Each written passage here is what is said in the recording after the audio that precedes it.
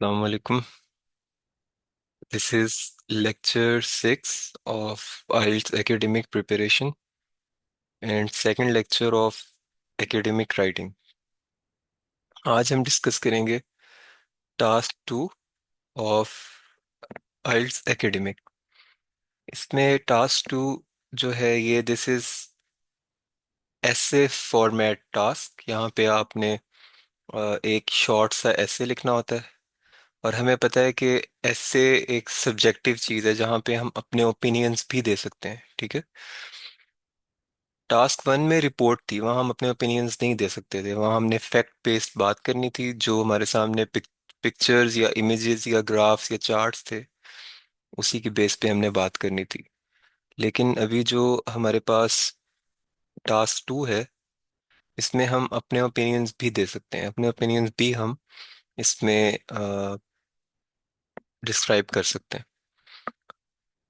लेकिन जब हम अपने ओपिनियन दे रहे होते हैं उसका भी एक तरीका होता है। हम ये नहीं कर सकते कि ओपिनियंस ही अपने देते रहें राइटिंग में या बात करते हुए भी। हम ऐसा नहीं कर सकते कि we just keep giving our opinions one after another. At some point हमें अपने ओपिनियन को बैक करने के लिए कोई फैक्ट्स बताने पड़ते हैं, कुछ एग्जांपल्स देनी पड़ती हैं, कुछ डिटेल्स बतानी पड़ती हैं। तो अबाउट दैट हम अगर देखें तो अ, हमने यहाँ पे अब ये करना है कि हमने प्रॉपर अपने ओपिनियंस बताने हैं, अपनी स्टेटमेंट देनी है और साथ फैक्ट्स और एग्जांपल्स और आर्गुमेंट्स देने हैं उसको सपोर्ट करने के लिए। अभी मैं स्क्रीन शेयर करूंगा और हमारे सामने एक टास्क आएगा, उसको हम समझेंगे and then will try to solve it together. Let me share my screen with you guys.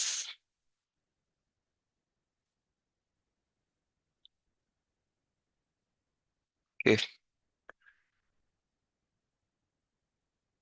Here it is. Hopefully आप यहाँ पे राइटिंग टास्क 2 आपकी स्क्रीन पे होगा अभी। इसमें आपके पास 40 मिनट्स होते हैं सॉल्व करने के लिए। ओवरऑल आपने जो है राइटिंग का टास्क 1 आवर में कंप्लीट करना होता है। 20 मिनट्स के अंदर, विद इन 20 मिनट्स टास्क 1 को पूरा कर लें और विद इन 40 मिनट्स जो आपके पास बचे होंगे बाकी, उसमें आपने टास्क 2 को पूरा कर लेना है। टास्क 2 के लिए ज़्यादा वक्त इसलिए होता है कि इसमें वर्ड्स भी ज़्यादा लिखने होते हैं। टास्क 1 में 150 वर्ड्स मिनिमम रिक्वायर्ड थे और हमने 180 की ट्राई करनी है। और टास्क 2 में 250 मिनिमम वर्ड्स रिक्वायर्ड है और हमने 280 की ट्राई करनी है। वर्ड काउंट ज़्यादा है इसलिए इसके लिए ज़्यादा वक्त रखना है। और एक इम्पॉर्टेंट बात, जो टास्क 2 की वेटेज है that is double as compare to task 1, ठीक है। तो यहाँ पे टास्क 2 की वेटेज डबल है, इसलिए आप लोगों ने मेक श्योर करना है कि इसके लिए आप प्रॉपर टाइम बचाएं और इसको आप पूरा अटेम्प्ट करें। अगर इसको बीच में छोड़ के आ जाएंगे टाइम की कमी की वजह से, मतलब एग्जाम का टाइम अगर कंप्लीट हो जाता है और आपका टास्क 2 कंप्लीट नहीं हुआ, तो देर इज़ नो वे कि आपका राइटिंग में अच्छा बैंड है। तो मेक श्योर करना है कि इसके लिए आप 40 मिनट्स बचाएं और इसको प्रॉपरली 35-36 मिनट्स में इसको प्रॉपर कंप्लीट करें। और जो बाकी 3-4 मिनट्स बचे हैं उसमें रिव्यू कर लें। That would be a good practice. Right about the following topic. अब ये बॉक्स के अंदर वंस अगेन आपकी प्रॉम्प्ट है, एक स्टेटमेंट है, ठीक है। तीसरा टास्क 1 में भी एक प्रॉम्प्ट थी लेकिन वो थी ग्राफ या चार्ट से रिलेटेड। यहाँ पे एक टॉपिक बताया हुआ है आपको। अब ये एक टॉपिक है, ठीक है। एक कॉमन मिस्टेक ये होती है टॉपिक को पढ़ने के बाद, जो यहाँ पे एक स्टेटमेंट दी हुई है हमें लगता है कि ओके बस हमने इसी के बारे में ही लिखना है और इसको हमने सपोर्ट करना है। लिखना हमने इसी के बारे में है, लेकिन ये हमारे ऊपर डिपेंड करता है कि हम इसको सपोर्ट करें या इसको अपोज करें। ऐसे का यही स्ट्रक्चर होता है कि आपके पास एक चॉइस होती है कि आप उस स्टेटमेंट को सपोर्ट भी कर सकते हैं और आप अपोज भी कर सकते हैं। तो स्टेटमेंट क्या है? Increasing the price of petrol is the best way to solve growing traffic and pollution problems. कि जो हमारा फ्यूल होता है जिसे हम पेट्रोल कहते हैं, इसकी प्राइस को बढ़ाने से ये एक बेस्ट तरीका होगा कि ट्रैफिक और पोल्यूशन के मसाइल हल हो जाएंगे। अब यहाँ आर्गुमेंट ये बनता है कि जी पेट्रोल की प्राइस बढ़ जाएगी तो लोग गाड़ियां कम बाहर लेके निकलेंगे, मोटर बाइक्स कम चलाएंगे, उससे पोल्यूशन भी कम हो जाएगी, ट्रैफिक भी कम हो जाएगी। यहाँ ये आर्गुमेंट है। अभी हम पे डिपेंड करता है कि हम इस आर्गुमेंट को सपोर्ट करते हैं या नहीं करते। ठीक है, that depends entirely on us. यहाँ पे आगे लिखा भी हुआ है कि to what extent. To what extent का मतलब टू व्हाट डिग्री, या कितना, किस हद तक। जो हम बोलते हैं ना उर्दू में, किस हद तक आपको ये बात सही लगती है, तो उसके लिए इंग्लिश के वर्ड्स होते हैं टू व्हाट एक्सटेंट। तो अब यहाँ पे लिखा हुआ है to what extent do you agree और डिसएग्री, किस हद तक आप ऊपर बताई हुई बात से, ये जो पेट्रोल की प्राइसेस के बारे में है, आप इससे किस हद तक एग्री या डिसएग्री करते हैं, ये हमने बताना है। और आगे दूसरा पार्ट क्या है, what other measures do you think might be effective, के और क्या मेजर्स हो सकते हैं और क्या इकदामात हो सकते हैं जो इफेक्टिव हो सकते हैं, किस बारे में, growing traffic and pollution problems को हल करने के लिए। ठीक है, to solve growing traffic and pollution problems, और क्या ऐसे इकदामात हैं जो हम ले सकते हैं जो इफेक्टिव हो सकते हैं, इफेक्टिव मींस कारआमद हो सकते हैं। तो ये हमारी प्रॉम्प्ट है। इसके आगे इन्होंने बताया हुआ है give reasons for your answer, जो भी आप आंसर चूज करें, मतलब एग्रीमेंट करें या डिसएग्रीमेंट करें, आपने रीजंस बतानी है उसकी। ठीक है, और आगे क्या है, इंक्लूड एनी रेलेवेंट एग्जांपल्स, और आपने फिर रेलेवेंट एग्जांपल्स भी देनी है। रेलेवेंट का मतलब होता है जो यहाँ पे अप्लाई हो सके। ठीक है, include any relevant examples from your on knowledge और एक्सपीरियंस, के अपने नॉलेज और एक्सपीरियंस से आपने जो आपने आंसर दिया है, रीजंस दिए हैं, तो उसी से रिलेटेड आपने एग्जांपल्स भी देनी है अपने नॉलेज में से। ठीक है, फॉर एग्जांपल अगर आप कहते हैं कि पब्लिक ट्रांसपोर्ट यूज़ करनी चाहिए, तो पब्लिक ट्रांसपोर्ट की थोड़ी एग्जांपल्स दे दें। For example sky train, sky train क्या होती है, वो आपने कुछ कंट्रीज में देखा होगा कि वो ओवरहेड ट्रेन फ्लाई कर रही होती है, फ्लाई तो नहीं कह सकते, मूव कर रही होती है। ठीक है, ओवरहेड मूव कर रही होती है ट्रेन, तो उसको स्काई ट्रेन कहते हैं। मतलब इस तरह से एक ट्रैक होता है, और उस ट्रैक के साथ ट्रेन समटाइम्स ट्रैक के ऊपर होती है, कभी कभी इन्वर्टेड भी होती हैं ट्रेन्स, वो मैग्नेटिक लेविटेशन से ना, ट्रैक ऊपर होता है, ट्रेन नीचे होती है, और वो रोड्स रोड्स तो ग्राउंड लेवल पे होते हैं ना, तो ये ट्रेन थोड़ा ऊपर होती हैं, तो इससे ये होता है कि रोड्स पे कंजेशन नहीं होती। तो ये ट्रैफिक प्रॉब्लम्स को सॉल्व करने के लिए एक सोल्यूशन हो सकता है। तो अब यहाँ बात हो रही है कि हमने एग्जांपल्स भी देनी है, तो एग्जांपल्स में से एक ट्रेन थी, या आप दूसरी आप इसको कह सकते हैं कि अंडरग्राउंड ट्रेन्स भी यूज हो सकती हैं। तो इस तरह से कुछ एग्जांपल्स आप देंगे अपनी बात के लिए। तो ये क्वेश्चन है आपका। ठीक है, होपफुली दिस मेक्स सेंस। अब हम इसको सॉल्व करना स्टार्ट करेंगे। Before we move to the solution, एक चीज यहाँ पे इम्पोर्टेंट है, वो ये है कि जब भी हम ऐसे को लिखते हैं, जब भी हम एक ऐसे अटेम्प्ट करते हैं, तो सबसे पहले हम उसकी एक आउटलाइन बनाते हैं। आउटलाइन इसलिए बनाई जाती है कि ऐसे लिखने से पहले ही हमारे माइंड में एक स्ट्रक्चर हो, और हम स्ट्रक्चर उस स्ट्रक्चर को फॉलो करें ऐसे को लिखते हुए। अगर हम ऐसा नहीं करेंगे तो फिर वी विल गेट लॉस्ट, हम वाइल्ड राइटिंग अगर ऐसे, प्रॉब्लम्स फिर ऐसे आएंगे कि प्रॉब्लम्स ये होंगे हमें कि मतलब हाफ ऐसे लिखने के बाद हमें अंदाजा होगा कि यार ये इससे बेहतर इस तरह से लिखा जा सकता था, मतलब एक डिफरेंट अप्रोच हमारे माइंड में आ जाएगी।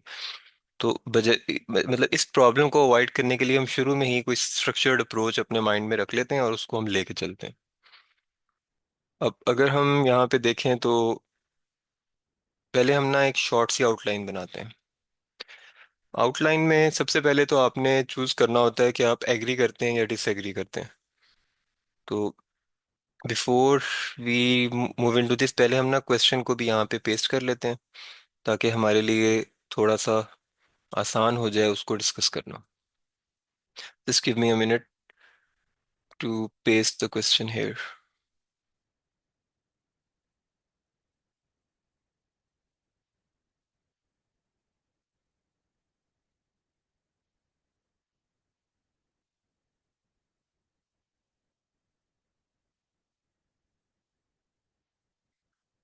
होपफुली अब आपकी स्क्रीन पे अवेलेबल होगा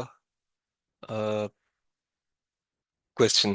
ठीक है, ये question writing task 2, I hope it is visible on your screens. कि आउटलाइन में सबसे पहले तो हमने ये डिसाइड करना है कि क्या हम एग्री करते हैं या डिसएग्री करते हैं। ठीक है, जो यहाँ पे लिखा हुआ है to what extent do you agree और डिसएग्री। तो I would disagree with this statement उसकी। फिर अब डिसएग्री मैंने लिख दिया, ठीक है। एक्सटेंट है ना, तो एक्सटेंट में फिर ये भी बताना होता है स्ट्रांगली डिसएग्री, या मतलब कितना डिसएग्री करते हैं हम इस चीज से, ठीक है। तो वो हमने यहाँ पे आउटलाइन आपने उस पे जो आपकी आंसर शीट होगी उस पे नहीं बनानी। ये आपने अलग से जो आपके पास क्वेश्चन सॉल्व करने के लिए जो सॉरी जो क्वेश्चन पेपर होता है ना आपका जिसमें क्वेश्चन रिलेटेड होते हैं वहां पे बनानी है, ठीक है। तो अ, अगर आप कंप्यूटर बेस्ड टेस्ट दे रहे हैं तो वहाँ सेपरेट एक कॉलम होता है जहाँ पे आप कर सकते हैं। तो मतलब टेस्ट में आपने उस पे नहीं करना, जो आपका आंसर शीट है उसके ऊपर आपने ऐसे नहीं करना इसको सॉल्व डायरेक्टली। तो ये आपको कंप्यूटर बेस में तो ये भी एज होता है, जो आपका डॉक्यूमेंट है जहाँ पे आप अपना आंसर अटेम्प्ट कर रहे हैं वहाँ पे भी आप कुछ वर्ड्स आउटलाइन के लिख के फिर उसी को एक्सपेंड करके अपना आंसर बना लेते हैं, अगर सेपरेट कॉलम आपको वहाँ नहीं भी अवेलेबल। पेपर बेस्ड टेस्ट में आप क्वेश्चन पेपर पे आप अपने नोट्स बना लें या उनसे सेपरेट पेपर रिक्वेस्ट कर लें, लेकिन आप आंसर शीट के ऊपर आउटलाइन नहीं बनाएंगे। तो ये हमने बता दिया कि एग्री करते हैं या डिसएग्री करते हैं, जो यहाँ पे था to what extent do you agree और डिसएग्री। आगे अदर मेजर्स भी हैं वो भी बतानी है। इसके अलावा जब हमने अपना ओपिनियन बताया है तो हमने फिर उसकी यहाँ लिखा हुआ है ना गिव रीजंस फॉर योर, हम include any relevant examples, reasons और एग्जांपल्स भी तो हमने बतानी है ना। तो यहाँ पे रीजन क्या हो सकती है डिसएग्रीमेंट की। एक रीजन तो ये होगी जो मेरे माइंड में है कि अनपॉपुलर मेजर, ठीक है।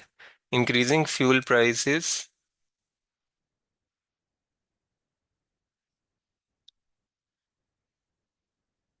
इज ए माइट बी का मतलब हो सकता है, might be an unpopular measure, ठीक है। यानी लोगों को ये अच्छा नहीं लगेगा कि फ्यूल प्राइसेस बढ़ेंगी। उससे ये भी हो सकता है कि कमोडिटीज की प्राइस भी बढ़ सकती हैं। कमोडिटीज का मतलब अशियाए खुर्दोनोश जो डेली लाइफ में हम यूज करते हैं। Commodities will also become expensive. अब ये एक अनइंटेंडेड कॉन्सिक्वेंसेज है, अनइंटेंडेड कॉन्सिक्वेंस है ना। मतलब एक ऐसा नतीजा निकल रहा है जो हम चाह नहीं रहे थे करना, हम कुछ और चाह रहे थे, हम तो रोड पे ट्रैफिक कम करना चाह रहे थे। लेकिन अगर ऐसा हम पेट्रोल की प्राइस बढ़ा के करेंगे तो उसका फिर ये रिजल्ट निकलेगा कि जो डेली यूजेज की चीज़ें हैं वो एक्सपेंसिव हो जाएंगी, फूड एक्सपेंसिव हो जाएगी, क्योंकि उसने भी तो रोड से ट्रांसपोर्ट होके आना है ना, और आपने फ्यूल की प्राइस बढ़ा दी। तो ये एक अनइंटेंडेड कॉन्सिक्वेंस हो जाएगा, और इसी वजह से ये एक अनपॉपुलर मेजर होगा कि अगर आप फ्यूल की प्राइस बढ़ा रहे हैं ना, क्योंकि everything everything will become more expensive. और अगर किसी को गाड़ी अपनी यूज़ करनी ही पड़ जाती है, तो कहीं जाना पड़ जाता है, तो it will cost more, expensive हो जाएगा लोगों के लिए। तो ये एक बड़ा एक अनपॉपुलर मेजर होगा। इसके अलावा एक और चीज़, अगर आप फ्यूल की प्राइस बढ़ा रहे हैं तो पब्लिक ट्रांसपोर्ट की भी तो प्राइस बढ़ जाएगी ना। हालांकि जो पॉलिसी जो लोग बनाते हैं या जो पॉलिसी मेकर्स या जो गवर्नमेंट के लोग होते हैं, दे ट्राई कि जो जनरल पब्लिक है वो पब्लिक ट्रांसपोर्ट यूज़ करे, अपनी गाड़ियाँ कम यूज़ करे, ताकि फ्यूल कम यूज़ हो, इम्पोर्ट बिल कम हो फ्यूल का, और रोड्स पे ट्रैफिक कम हो, पोल्यूशन कम हो। लेकिन अगर आप फ्यूल को ही एक्सपेंसिव कर रहे हैं तो पब्लिक ट्रांसपोर्ट भी ज़्यादा एक्सपेंसिव हो जाएगी, वो भी लोगों की अप्रोच से बाहर चली जाएगी, अफोर्डेबिलिटी से बाहर चली जाएगी। तो we don't want to do that. तो ये भी एक गलत कॉन्सिक्वेंस निकल रहा है कि public transport will become more expensive. अच्छा, अगर आप यहाँ तक लिख के मतलब इसी को एक्सप्लेन करके अपना आंसर खत्म कर दें, 280 वर्ड्स तक भी लिखते हैं और बड़ा अच्छा लिखते हैं, तो भी आपका अच्छा बैंड नहीं आएगा। क्योंकि क्वेश्चन में एक और बात भी हो रही है। क्वेश्चन में ये बात भी हो रही है कि what other measures do you think might be effective, कि और क्या मेजर्स हो सकते हैं, और क्या इकदाम हो सकते हैं ट्रैफिक, बढ़ती हुई ट्रैफिक को कम करने के लिए और पोल्यूशन की प्रॉब्लम को सॉल्व करने के लिए। तो हमने दूसरे इकदाम भी बताने हैं, ठीक है। तो अ, यहाँ पे हम लिख सकते हैं कि मतलब अब ये तो हमने बता दिया कि नहीं, आप पेट्रोल की प्राइस ना बढ़ाएं, ये अच्छा मेजर नहीं है, इससे लोगों को प्रॉब्लम्स होंगे। तो फिर और करना क्या है, encouraging people to use public transport, ठीक है। पब्लिक ट्रांसपोर्ट यूज करने का लोगों को आप इनकरेज करें, पब्लिक ट्रांसपोर्ट की कॉस्ट कम कर दें, उसको कंफर्टेबल बनाएं, अफोर्डेबल बनाएं, लोगों को अवेयरनेस कैंपेन्स करें, इंसेंटिवाइज करें। इंसेंटिवाइज का मतलब कि वो कंफर्टेबल हो और अफोर्डेबल हो, तो लोग उसको खुद ही यूज़ करेंगे। तो encouraging people to use public transport, ये एक मेजर हो सकता है। इसके अलावा ये हो सकता है कि make electric vehicles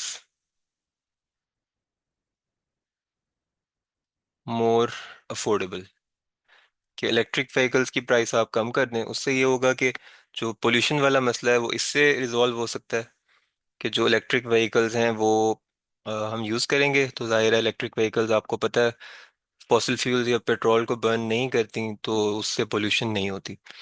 electric vehicles को ज़्यादा अफोर्डेबल बना दें, पेट्रोल की प्राइस नहीं बढ़ानी पड़ेगी आपको, और जो है आपकी पोल्यूशन कम हो जाएगी। लेकिन अगर हम जो पेट्रोल या डीजल वाली कार्स हैं उनकी बजाय इलेक्ट्रिक व्हीकल्स भी ले आते हैं, तो भी ट्रैफिक कंजेशन तो वैसे ही रहेगी ना, रोड्स पे ट्रैफिक तो वैसे ही रहेगी। मतलब एक गाड़ी गई और उसकी जगह इलेक्ट्रिक आ गई, रश तो रोड्स पे उतना ही रहेगा। उसको रिजॉल्व करने के लिए हम ये कर सकते हैं कि पब्लिक ट्रांसपोर्ट वाली जो हमने बात की ना, लोगों को पब्लिक ट्रांसपोर्ट के तरफ अवेयरनेस दें, उनको समझाएं।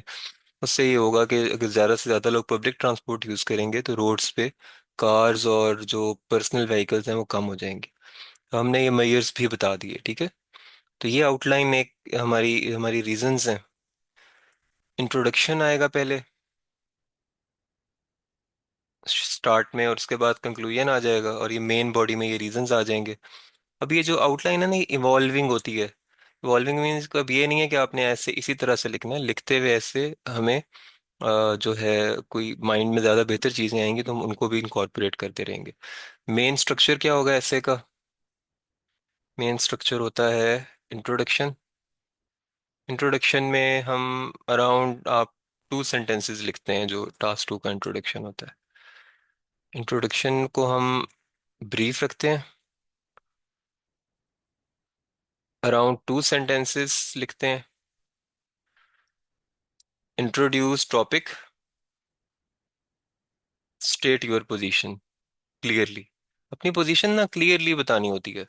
सबसे बुरा ऐसे वो होता है जो कि, हाँ, अगर फॉर एग्जांपल कहा जाए ना कि जी क्या पेट्रोल की प्राइस बढ़ा देनी चाहिए ट्रैफिक के मसले हल करने के लिए, या ट्रैफिक का रश या कंजेशन कम करने के लिए। सबसे बुरा ऐसे वो होगा जो कि हाँ ठीक है बढ़ा दें तो ये फायदा होगा, और अगर ना बढ़ाएं तो ये फायदा होगा। तो ये नुकसान है, ये फायदा है, बस बात खत्म। ऐसे ऐसे लिखेंगे ना वो बहुत बेकार है। ऐसे ऐसे नहीं लिखना। ऐसे वो होता है जिसमें आप क्लियरली अपनी पोजीशन बताते हैं, और बताते हैं कि आपकी पोजीशन आपको क्यों ठीक लग रही है, उसकी रीजंस क्या हैं, एग्जांपल्स देते हैं। और फिर ये बताते हैं कि अगर आपकी बात ना मानी जाए, अगर इससे ऑपोजिट बात मानी जाए, तो उसका क्या नुकसान है, वो बात क्यों गलत है, ठीक है। फिर आप कंक्लूड करते हैं कि आपकी क्या रीजंस हैं कि आपकी बात ठीक है, उसको आप 1-2 सेंटेंसेस में लिख के कंक्लूड कर देते हैं। तो मतलब प्रॉपरली अपनी पोजीशन क्लियरली बतानी है, ठीक है, स्टेट योर पोजीशन क्लियरली। तो ये जरूरी है इंट्रोडक्शन में। उसके बाद आ जाएगी मेन बॉडी। मेन बॉडी के 3 पैराग्राफ्स ठीक होते हैं, क्योंकि ये 280 वर्ड्स हैं, थोड़े ज़्यादा वर्ड्स हैं, तो 3 पैराग्राफ सही रहेंगे। Main body paragraph 1, main body paragraph 2, main body paragraph 3। उसके बाद कंक्लूजन आ जाएगा। ये हमारा स्ट्रक्चर हो जाएगा, ठीक है। कंक्लूजन में once again I would say कि एक ही कंक्लूजन में एक ही सेंटेंस बेहतर रहता है। 1 सेंटेंस समरी ऑफ होल ऐसे, पूरे ऐसे की समरी होती है ये, जो एक सेंटेंस कंक्लूजन का होता है। 2 सेंटेंस भी हो सकते हैं लेकिन एक बेहतर है। इसके अलावा नो न्यू डिटेल्स, ये मैंने आपको टास्क 1 में भी बताया था कि कंक्लूजन में कोई न्यू डिटेल नहीं दी जाती, ठीक है। और इसी तरह इंट्रोडक्शन में डिस्कशन या आर्गुमेंट्स नहीं दिए जाते, जस्ट आप अपनी पोजीशन बताते हैं। जो आर्गुमेंट्स आपने देने हैं, डिटेल्स देनी है, डिस्कशन करनी है, वो मेन बॉडी में होती है। अब मेन बॉडी के 3 पैराग्राफ्स क्यों हैं? 3 पैराग्राफ्स इसलिए, 2 भी हो सकते हैं, अभी हम देखते हैं हमारे 2 बन रहे हैं 3 बन रहे हैं, it depends on the number of ideas, ठीक है। एटलीस्ट 2 पैराग्राफ्स तो हम रखते हैं, ताकि 2 पैराग्राफ्स का मतलब 2 डिफरेंट आइडियाज को हम डिस्कस करते हैं। फिर अगर आपके पास मजीद आइडिया कोई है तो थर्ड पैराग्राफ में चला जाएगा। तो ये पैराग्राफिंग एक आर्ट है। पैराग्राफिंग के पीछे लॉजिक ये है कि एक पैराग्राफ में एक आइडिया डिस्कस होता है, डिफरेंट आइडियाज को एक पैराग्राफ में हम मर्ज नहीं करते, क्योंकि इससे रीडर हमारा कंफ्यूज हो सकता है। तो आपके कितने पैराग्राफ्स होंगे, that depends on how many ideas do you have. अगर आपको लगता है कि you have around 3 different ideas तो 3 पैराग्राफ्स बना लें, वरना 2 भी काफ़ी हैं। लेकिन ऐसे में टिपिकली, ब्रीफ ऐसे में भी ज़रूरी है कि कम से कम मेरे ख्याल से 3 पैराग्राफ्स तो होने चाहिए। तो हम देखते हैं कि हमारा ऐसे किस तरह से इवॉल्व करता है, तो फिर उसको देख के हम पैराग्राफिंग कर लेंगे। अब हम स्टार्ट करते हैं अपना ऐसे टाइप करना। क्वेश्चन की आप पिक्चर अपने पास एक रख लें। अगर अ, आप चाहते हैं कि आप इसको देख सकें ड्यूरिंग योर आंसर, इसको आप स्क्रीनशॉट ले लें या अपने सेल फोन में पिक्चर ले लें। तो ओके, लेट्स मूव ऑन। अब हम स्टार्ट करते हैं अपना ऐसे टाइप करना। हमने कहा था इंट्रोडक्शन में सबसे पहले हमने इंट्रोडक्शन को ब्रीफ रखना है, 1-2 सेंटेंसेस तक, और टॉपिक को इंट्रोड्यूस करवाना है, ठीक है।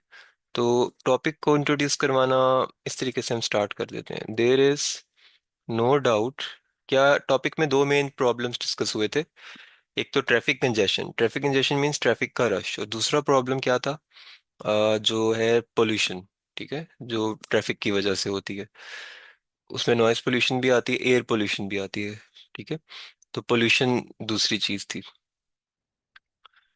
अब उसको डील करने के लिए सॉल्यूशन डिस्कस हो रहे हैं, और ये हमने बताना है कि क्या पेट्रोल की प्राइस बढ़ाना इन दोनों मसाइल को हल करने का अच्छा तरीका है या नहीं। तो अब हम ये इंट्रोड्यूस करवाने की कोशिश करते हैं इस टॉपिक को। There is no doubt that traffic and pollution from vehicles, there is no doubt that traffic congestion and pollution from vehicles have become huge problems. अब हमने जो टॉपिक था, जो प्रॉब्लम्स थे, उनको इंट्रोड्यूस करवा दिया, ठीक है। अच्छा, अब यहाँ पे फुल स्टॉप लगाएंगे तो सेंटेंस खत्म हो जाएगा। अगर हम चाहते हैं कि इसके बारे में, जो ट्रैफिक कंजेशन और पोल्यूशन है, इसके बारे में हम थोड़ा सा और डिटेल भी दे दें, तो उसके लिए एक और फ्रेज ऐड हो सकता है इस सेंटेंस में। कॉमा लगा देंगे, अब सेकंड फ्रेज स्टार्ट हो गया, ठीक है।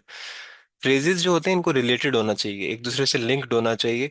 और जो दूसरा फ्रेज होता है वो पहले फ्रेज में मीनिंग ऐड कर रहा होता है, ठीक है। अब पहला फ्रेज यहाँ पे इंडिपेंडेंटली अपना मीनिंग रखता है, लेकिन दूसरा फ्रेज जो होगा ना, वो इस पे डिपेंडेंट होगा। वो सिर्फ इस पहले फ्रेज में मीनिंग ऐड कर रहा होगा, उसका ऑन इट सेल्फ कोई मीनिंग नहीं होगा। मतलब अगर दूसरे फ्रेज को अकेला पढ़ा जाए ना, तो उसका कोई मीनिंग नहीं होगा। हाँ, उसको पहले फ्रेज के बाद पढ़ा जाए, फिर उसका मीनिंग समझ में आ रहा होगा, ठीक है। तो अब यहाँ पे हम थोड़ी सी इस तरह से सेकंड फ्रेज यहाँ कंपाइल हो सकता है। Both in cities and on motorways everywhere, ठीक है। कि जो आपकी ट्रैफिक कंजेशन है और पोल्यूशन व्हीकल से, वो बहुत बड़ा मसला है सिटीज में भी, और जो मोटरवेज आपको पता है सिटीज से बाहर होती हैं, वहाँ पे भी ट्रैफिक कंजेशन भी है और पोल्यूशन भी हो रही होती है वहाँ पे, क्योंकि बहुत ज़्यादा गाड़ियाँ होती हैं। तो समटाइम्स जब हम देखते हैं जहाँ पे मोटरवेज पे भी समटाइम ट्रैफिक बिल्डअप जब ज़्यादा होता है वीकेंड्स पे या हॉलीडे सीजन में, तो वहाँ पे सांस लेना मुश्किल हो रहा होता है। मतलब काफ़ी ज़्यादा वहाँ व्हीकल्स का एग्जॉस्ट होता है। तो मतलब पोल्यूशन काफ़ी प्रॉब्लम क्रिएट कर रही है। अभी यहाँ पे ना हमने सिर्फ अभी तक टॉपिक को इंट्रोड्यूस करवाया है, ठीक है। अब हमने अपनी पोजीशन भी स्टेट करनी है। हमने कहा था हमने ये भी इंट्रोडक्शन में करना होता है। तो यहाँ पे हम लिख सकते हैं कि solving these problems is solving these problems is likely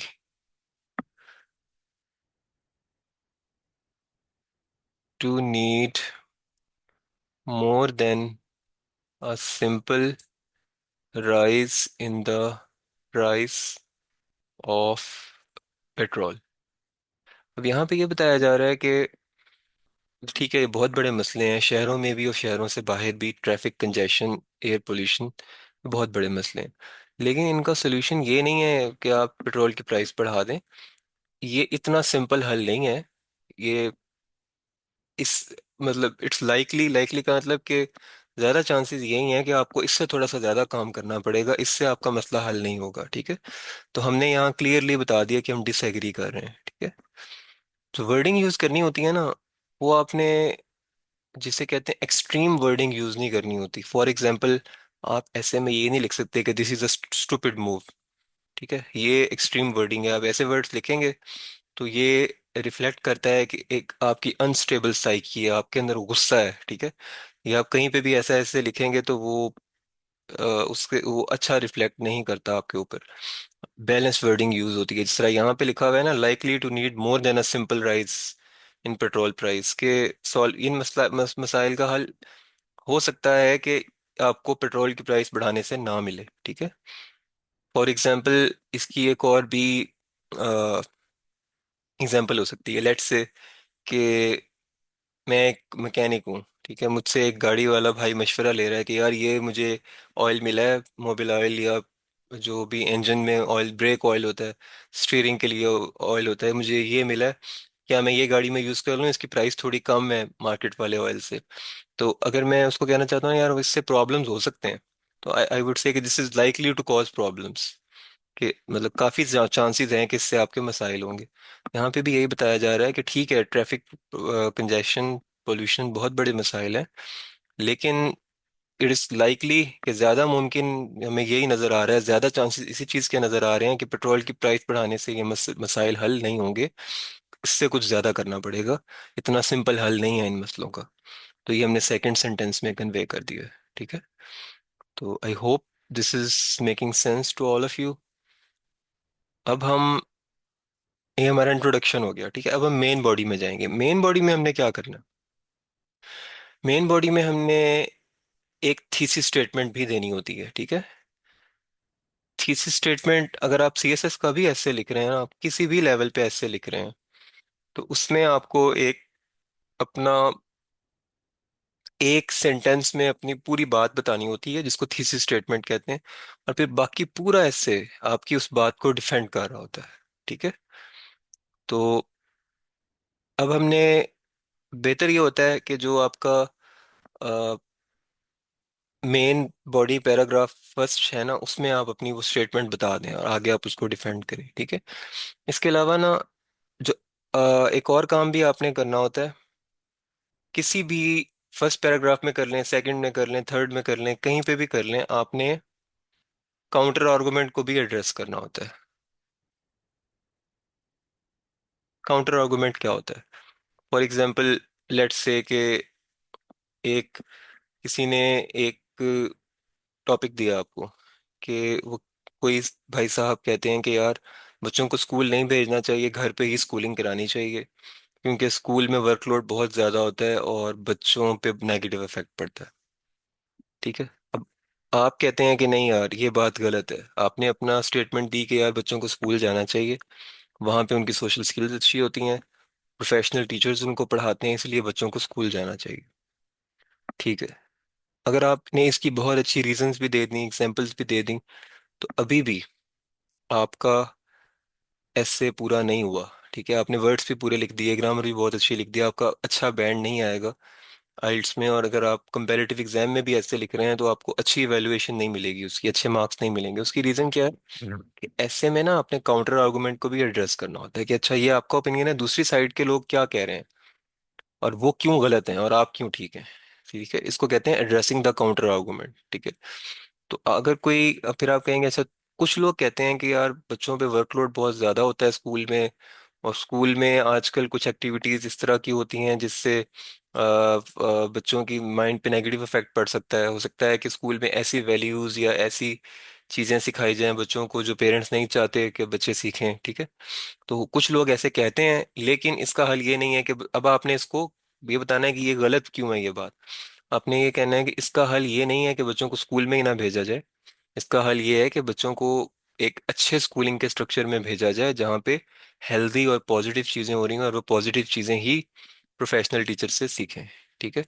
और आप ये भी लिखते हैं कि बच्चों को अगर स्कूल आप नहीं भेजेंगे तो एक बहुत वाइटल और बहुत important social learning, social growth, social interactions के चांसेस आप मिस कर रहे हैं, ठीक है। इस तरीके से आपने दूसरी साइड का आर्गुमेंट भी बताना है और उसको फिर क्या उसको निगेट भी करना है, उसके लिए रीजंस भी देनी है कि ये दूसरी साइड का आर्गुमेंट गलत क्यों है। तो ये भी आपने करना है, ठीक है। थीसिस स्टेटमेंट भी देनी है, काउंटर आर्गुमेंट को भी आपने एड्रेस करना है अपने एसे में। अभी हम देखते हैं कि हम इन सारी चीज़ों को किस तरह से लेके चल सकते हैं। अब मैं एक काम करने लगा हूँ, यहाँ पे मैं एक सेंटेंस लिखने लगा हूँ वाइल वाला, ठीक है।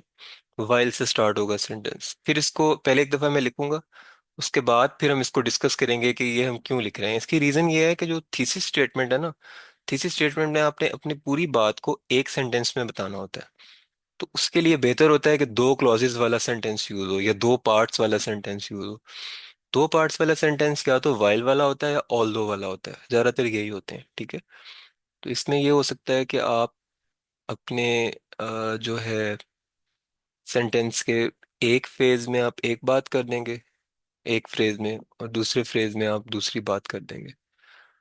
फॉर एग्जाम्पल, अब यहाँ पे हम स्टार्ट कर रहे हैं और दोनों फ्रेजेस कॉमा से सेपरेट होंगे, अभी हम आगे जाके देखते हैं। वाइल इट इज अनडिनाएबल, इस बात से इनकार नहीं किया जा सकता कि प्राइवेट प्राइवेट कार यूज का मतलब कि हर बंदा जो अपनी अपनी गाड़ी यूज कर रहा होता है। फॉर एग्जाम्पल, घर पे चार लोग हैं, मैं अपनी गाड़ी पे जाऊं, मेरा भाई अपनी गाड़ी पे ऑफिस जाए, मैं अपनी गाड़ी पे ऑफिस जाऊं, मेरे वालिद साहब अपनी गाड़ी पे ऑफिस जा रहे हैं और मेरी सिस्टर अपनी गाड़ी यूज कर रही हूँ, तो घर के सारे लोग अपनी अपनी गाड़ियों पे जा रहे हैं, तो प्राइवेट कार यूज है ये। और जो है मतलब घर, आपके चार घर हैं नेबरहुड में, चार घर साथ साथ हैं, तो सब अपनी अपनी गाड़ियों पे जा रहे हैं, ठीक है। तो इसको कहते हैं प्राइवेट कार यूज। और पब्लिक ट्रांसपोर्ट क्या होगा कि अगर ये सारे चारों घर के लोग एक बस में बैठ जाएं और वो बस उनको उनकी डेस्टिनेशंस पे ड्रॉप कर दे, तो वो होगी public transport. While it is undeniable that private car use is one of the main causes of the increase in traffic and pollution, अब ये एक क्लॉज है, ठीक है, एक फ्रेज है। ये इस फ्रेज में हम कह रहे हैं कि ओके, ये हम मानते हैं, इस चीज़ से कोई इनकार नहीं है। वाइल इट इज़ अनडिनाइबल का यही मतलब होता है कि इस चीज़ से कोई इनकार नहीं है कि जो प्राइवेट कार यूज़ है, यानी हर बंदा जो अपनी गाड़ी यूज़ कर रहा है, उस वो एक मेन कॉज है ट्रैफिक में इंक्रीज का और पोल्यूशन का, ठीक है। इस चीज़ को हमने कहा कि ये इससे कोई इनकार नहीं है। आगे क्या है, अब हम दूसरी क्लॉज बताएंगे, ठीक है। आपसे कल बात हुई थी, ऑल्दो कल नहीं, लास्ट लेक्चर में, कि जो टास्क वन वाला लेक्चर था उसमें हमने देखा था कि ऑल्दो जो है वो भी यही काम करता है, वो दो डिफरेंट फ्रेजेस को आपस में जोड़ता है। लेकिन वो फ्रेजेस किस तरह के होते हैं कि ठीक है हम ये बात मानते हैं लेकिन ये भी चीज़ है और ये मेरा मेन ओपिनियन है, ठीक है। इस तरह से ऑल्दो वाले सेंटेंस चलते हैं, ठीक है।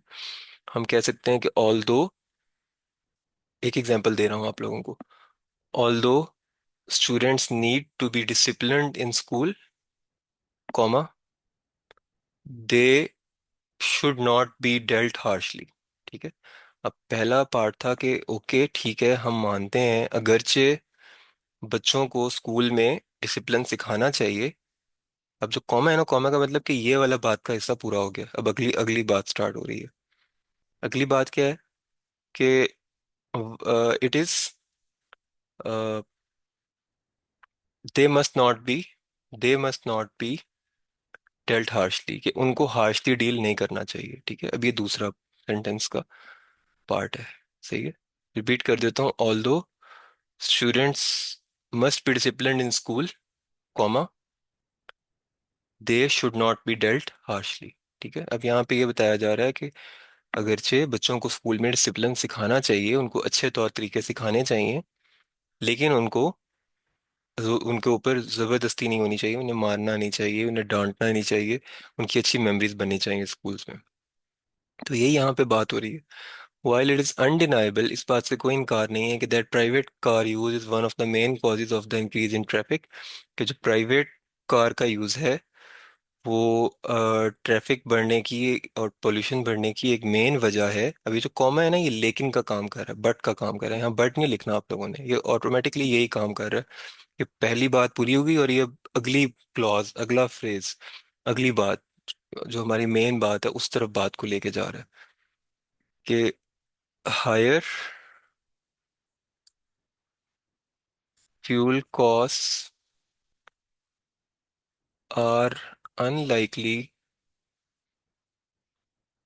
to limit the number of drivers for long। ठीक है। यहाँ पे ये बात हो रही है कि ठीक है, हम ये मानते हैं कि जो प्राइवेट कार्स हैं उनके यूजेज से ट्रैफिक बढ़ रही है, पोल्यूशन बढ़ रही है, लेकिन अगर आप फ्यूल की प्राइस बढ़ा देंगे ना तो इससे ज़्यादा देर तक नंबर ऑफ ड्राइवर्स या नंबर ऑफ कार्स जो रोड पे हैं वो ज़्यादा देर तक आप कंट्रोल नहीं कर पाएंगे उसको। ठीक है। उसकी रीज़न क्या है कि लोगों ने ऑफिसेज तक तो पहुंचना है और वापस घरों तक आना है, स्टूडेंट्स ने अपनी कॉलेजेस यूनिवर्सिटी स्कूल्स तक पहुंचना है। तो अगर आप फ्यूल की प्राइस बढ़ा देंगे और कोई काम नहीं करेंगे, सिर्फ फ्यूल की प्राइस बढ़ा देंगे, तो इससे इवेंचुअली फ़ायदा तो नहीं होगा। लोगों ने किसी ना किसी तरह पहुंचना तो है, गाड़ियां तो वो फिर भी यूज़ करेंगे। हाँ, उनके लिए मुश्किल ज़रूर हो जाएगा, उनको अपने बजट में थोड़े ज़्यादा पैसे फ्यूल के लिए रखने पड़ेंगे, लेकिन फिर भी उन्होंने किसी तरह जाना तो है ना पॉइंट ए से पॉइंट बी तक, तो गाड़ियां तो यूज़ करनी पड़ेंगी। तो कितने अरसे तक आप इस स्ट्रेटजी से गाड़ियां कम कर लेंगे? नहीं कर पाएंगे, ये यहाँ पे लिखा गया।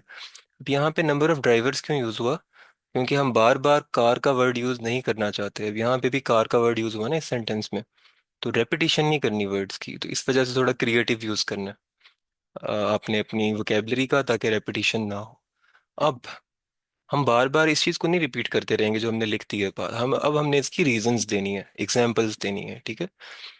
तो आमतौर पे ये होता है, एक मिस्टेक ये हो जाती है समटाइम्स कि जब हमारे पास एग्जांपल्स रीजंस नहीं होती या हमें पता नहीं होता कि प्रॉपर राइटिंग का स्ट्रक्चर क्या है, तो हम बार बार एक ही बात को रिपीट करते रहते हैं, वर्ड्स पूरे करते हैं और हमें लगता है हमने बड़ा अच्छा लिख दिया। जितनी मर्जी अच्छी वोकेबलरी हो, जितनी मर्जी अच्छी ग्रामर हो, ऐसे के स्ट्रक्चर को फॉलो करना ज़रूरी होता है। तो हमने यहाँ थीसिस स्टेटमेंट लिख दी। ये थीसिस स्टेटमेंट है, अपना मेन पोजीशन, अपना मेन आर्गुमेंट हमने यहाँ पे बता दिया। ठीक है। Now we need to give examples, now we need to give supporting details. ठीक है। और now we need to give reasons कि हम ऐसा क्यों सोचते हैं, उसकी रीजंस क्या है। ठीक है। तो अब हम एक रीजन यहाँ स्टेट करते हैं कि क्यों फ्यूल की प्राइस बढ़ाने से रोड्स पे गाड़ियां कम नहीं होंगी, हमें क्यों लगता है ऐसे। हम यहाँ लिखते हैं कि एज दिस पॉलिसी, पॉलिसी का मतलब हिकमत अमली, स्टेप। यहाँ पे जाहिर है फ्यूल की प्राइस बढ़ाना एक पॉलिसी है ना। तो जिस तरह आजकल एक पॉलिसी इंप्लीमेंट हो रही है कि अ, अ, मतलब हमारी जो स्टेट है, पंजाब की गवर्नमेंट है, वो क्रैकडाउन कर रही है ट्रैफिक रूल्स के वायलेशंस पे, तो वो एक पॉलिसी है कि अब हमने स्ट्रिक्टली डील करना है इस चीज़ के साथ। ठीक है। इसी तरीके से अगर फ्यूल की प्राइस बढ़ाई जाए गाड़ियां कम करने के लिए रोड्स पे, तो ये भी एक पॉलिसी होगी, एक हिकमत अमली होगी, एक स्ट्रेटजी होगी। ठीक है। तो इसलिए पॉलिसी का वर्ड यहाँ यूज हुआ है। As this policy would also affect the cost of public transport, it would B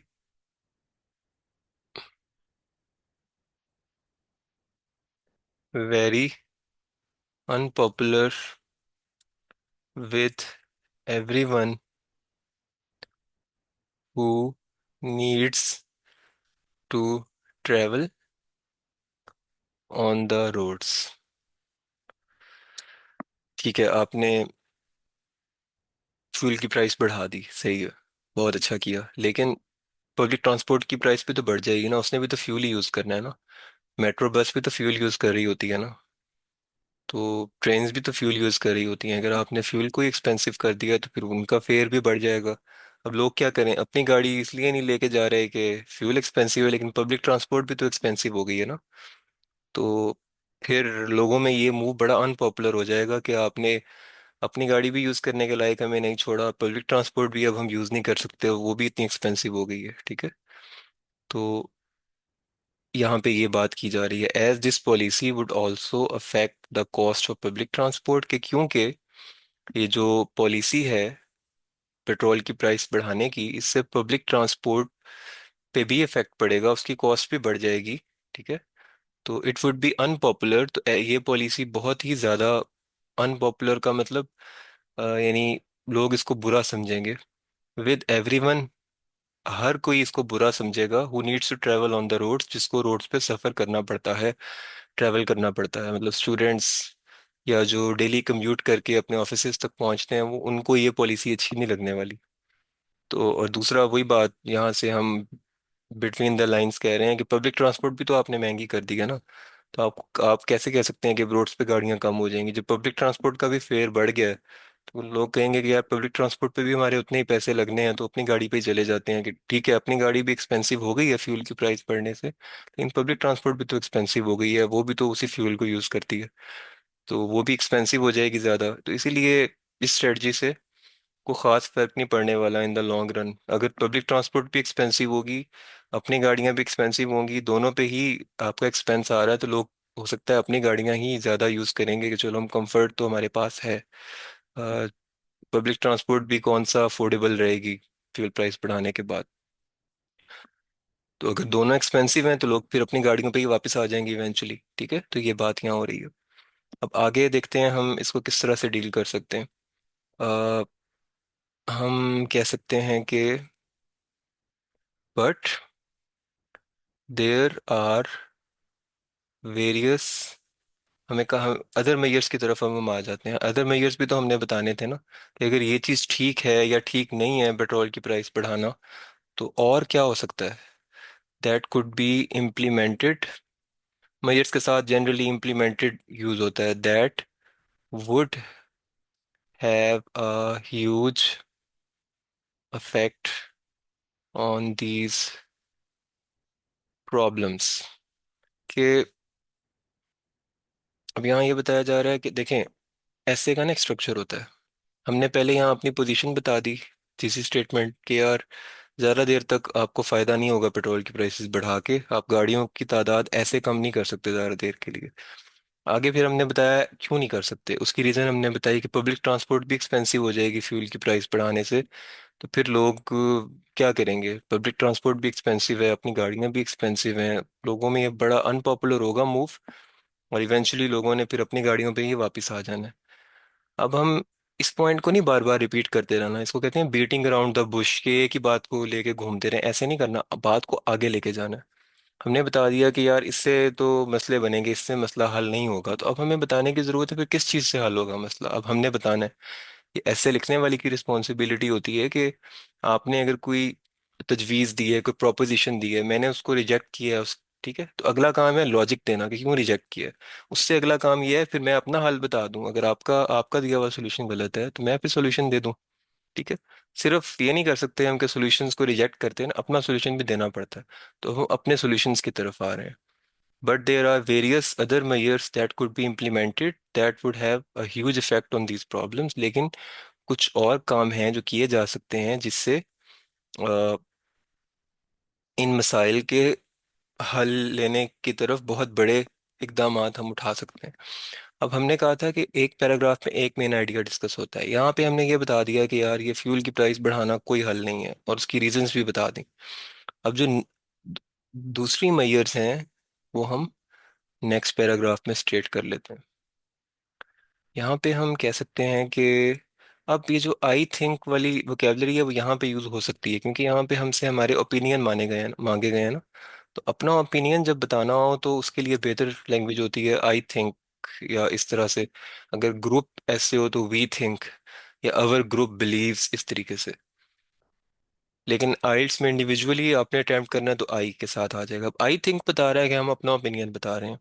I think to tackle the problem of pollution, cleaner fuels cleaner fuels need to be developed. Cleaner fuels का मतलब क्या होता है, ऐसे fuels जो हमारे environment पे negative असर या नेगेटिव फुटप्रिंट नहीं छोड़ते। ठीक है। तो उनको उनमें उनमें बायोफ्यूल्स भी आ जाते हैं, और भी इस तरह के फ्यूल्स अवेलेबल हैं जिनका कम इफेक्ट पड़ता है हमारे जो इन्वायरमेंट है। फॉर एग्जांपल न्यूक्लियर फ्यूल को भी रिलेटिवली इस लिहाज से कहा जाता है कि ये रीन्यूएबल एनर्जी में आ जाता है, क्योंकि वो उससे बहुत कम कार्बन डाइऑक्साइड रिलीज होती है या पोल्यूटेंट्स रिलीज होते हैं, लेकिन उसके अपने मसाइल होते हैं। उसका जब रेडियो एक्टिव वेस्ट को आपने कहीं रखना है, पोल्यूशन तो उससे भी हो रही होगी, तो वो हमारे आर्गुमेंट के लिए ठीक नहीं है। हमारे लिए बायोफ्यूल्स होते हैं, वो क्लीनर फ्यूल्स में आ जाते हैं। वो जनरली ऑर्गेनिक मैटर से, लीव्स वगैरह से भी बनते हैं, पत्तों से और इस तरह की चीज़ों से बनते हैं। लेकिन अभी उन पे रिसर्च की बहुत ज़रूरत है। अभी हम इस लेवल तक उनकी प्रोडक्शन नहीं कर पाए कि उसको हम सबको दे सकें और सब लोग उससे यूज़ करके अपनी व्हीकल्स को पावर कर सकें। मतलब अभी वो डेवलपमेंट फेज में। Cleaner fuels need to be developed. और क्या कम कर सकते हैं ट्रैफिक कंजेशन और पोल्यूशन को सॉल्व करने के लिए? ये जो क्लीनर फ्यूल्स हैं ये सिर्फ पोल्यूशन के मसले को सॉल्व कर रहा है। अभी कंजेशन की तरफ हम नेक्स्ट पैराग्राफ में आ जाएंगे। इसके अलावा द टेक्नोलॉजी इज, अब हम कह रहे हैं ये डिवेल्प, क्लीनर फ्यूल्स ऐसी टेक्नोलॉजी है जो अभी डिवेल्प हो रही है। आप में से कुछ लोगों ने सुना होगा इनके बारे में। इनको बायोफ्यूल्स कहते हैं। ये मेरा भी एक कॉलीग इन पे काम कर रहा है, केमिकल इंजीनियर है। वो इस तरह करते हैं कि ये जो ऑर्गेनिक मैटर होता है, गिरे हुए पत्ते होते हैं, इनसे और जो वुड होती है, वुड से भी कुछ फ्यूल्स बनते हैं जो without producing a lot of carbon dioxide या without producing a lot of pollutants वो एनर्जी जनरेट करते हैं। उनसे आपके ऑटोमोबाइल इंजन्स भी रन हो सकते हैं, जनरेटर्स भी रन हो सकते हैं, इलेक्ट्रिसिटी भी प्रोड्यूस हो सकती है। तो इनको क्लीन फ्यूल्स कहते हैं। The technology is already available to produce. अब हम एक और डायरेक्शन भी ले सकते हैं यहाँ पे। इलेक्ट्रिक कार्स की तरफ भी हम आ सकते हैं। ठीक है, तो वहीं उसी तरफ आ जाते हैं। Electric, the technology is already available to produce electric cars that would be both quieter and cleaner cleaner to use। अब यहाँ पे ना हमने कहा कि टेक्नोलॉजी अवेलेबल है इलेक्ट्रिक कार्स को बनाने की, जो क्वाइट भी होंगी और क्लीनर भी होंगी। ठीक है, क्वाइट का मतलब कि शोर कम करेंगी, तो नॉइस पोल्यूशन नहीं होगी। ठीक है, और क्लीनर होंगी मतलब कि वो उनसे स्मोक या एग्जॉस्ट जो है वो इस तरह का नहीं होगा जो इन्वायरमेंट को हार्म करे। पोल्यूटेंट्स कम एमिट होंगे उनसे। Technology is already available, technology पहले ही अवेलेबल है to produce electric cars, electric cars को बनाने के लिए। That would be, that would be का मतलब होता है जो होंगी, बोथ क्वाइटर, एक तो वो शोर कम करेंगी, खामोश गाड़ियां होंगी।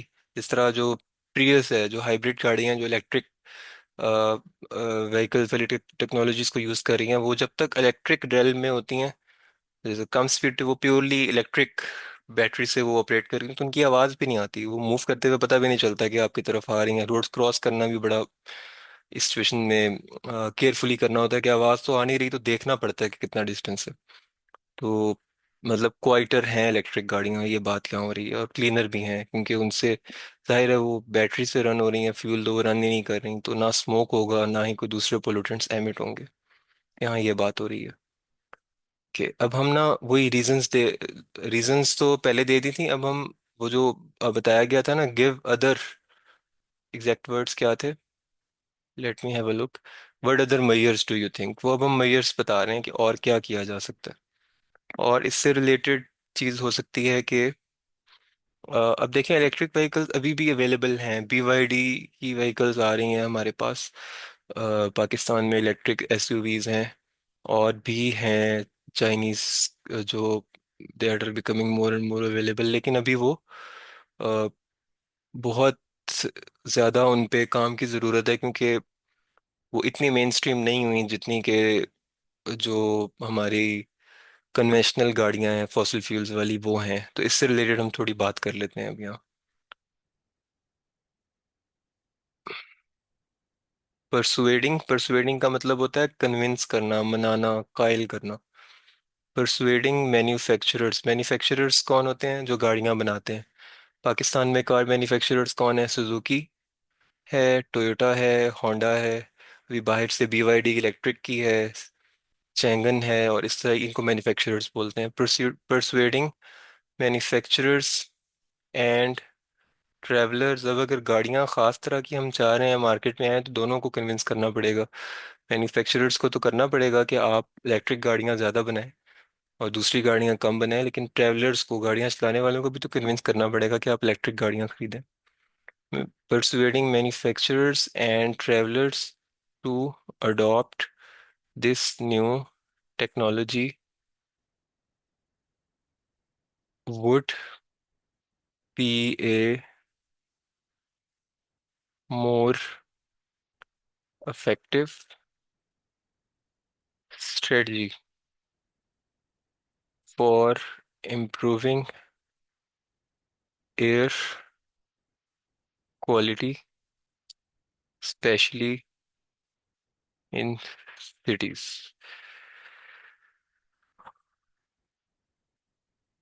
अब यहाँ पे हमने ये कहा कि मैन्युफैक्चरर्स को और ट्रैवलर्स को कन्विंस किया जाए, परसुएड किया जाए कि वो इस नई टेक्नोलॉजी को अडॉप्ट करें, इसको इस्तेमाल करें। दिस वुड बी, ये हो सकता है, ये होगा, अ मोर इफेक्टिव स्ट्रेटजी, एक बहुत कारआमद, प्रैक्टिकल, फायदेमंद हिकमत अमली for improving air quality. Air quality का मतलब जो हमारी हवा कितनी साफ है उसको एयर क्वालिटी कहते हैं। एयर क्वालिटी को इम्प्रूव करने के लिए ये बहुत अच्छा स्टेप होगा। आगे हमने यहाँ सेंटेंस खत्म हो सकता था, ठीक है, लेकिन हमने कॉमा लगा के ऐड की अपनी बात, तो स्पेशली इन सिटीज, खास तौर पे सिटीज में। तो ये जो एंड में हमने पार्ट यूज किया है, फ्रेज ऐड किया है, वंस अगेन ये एक फ्रेज होता है जो पिछले फ्रेज में मीनिंग ऐड कर रहा होता है। इसका विद इन इटसेल्फ कोई मीनिंग नहीं होता। अगर हम इसको देखें ना, स्पेशली इन सिटीज, पीछे ना पढ़ें तो इसका मतलब हमें समझ नहीं आता। तो पिछली सारी बात हम पढ़ते हैं ना कि इम्प्रूविंग एयर क्वालिटी की बात हो रही है, तो फिर हम साथ लिख देते हैं कॉमा लगा के, स्पेशली इन सिटीज, खास तौर पे सिटीज में। ये जो पिछला पूरा सेंटेंस है ये ज्यादा अप्लाई होता है। अच्छा, अब अगर यहाँ तक कोई हमारा ऐसे बढ़ेगा ना, तो उसको होगा कि ये हम सारी बात जो किए जा रहे हैं ना, मोस्टली हम किए जा रहे हैं एयर पोल्यूशन को या नॉइस पोल्यूशन को डील करने के लिए। अभी तक हमने ये नहीं बताया कि कंजेशन को कैसे सॉल्व करना है। बस हमने ये बता दिया कि पेट्रोल को की प्राइस बढ़ा के कंजेशन का मसला ज़्यादा देर तक हल नहीं होगा, क्योंकि लोगों ने ऑफिस तो जाना है, गाड़ियां तो फिर भी यूज़ होंगी। अब हम उस तरफ आ जाते हैं कि वो उसको किस तरीके से हम सॉल्व कर सकते हैं, ठीक है। एक न्यू पैराग्राफ लिख लेते हैं। अच्छा, एक और वर्ड का यूज़ हम देख लेते हैं, हाउ एवर। हाउ एवर कहाँ यूज़ होता है? हाउ एवर यूज़ होता है जहाँ पे टोन चेंज करनी हो।